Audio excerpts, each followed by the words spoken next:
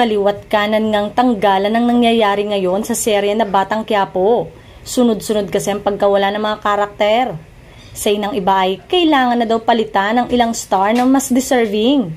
May nagkomento naman na di umano'y baka para mapagbigyan din ng ilang artista na magkaroon ng chance at trabaho na mas deserving na naghihintay na magkaroon ng magandang offer.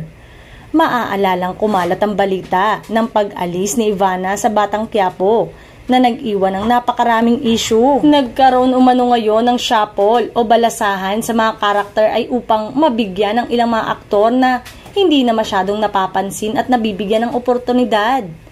Ibig sabihin ay aasahan pa ng may mga magpapaalam sa programa at may mga bagong muka na aabangan sa serye ni Coco Martin. Marami naman ang pumuri sa aktor dahil sa pagiging matulungin nito, lalo na sa mga nangangailangan ng trabaho.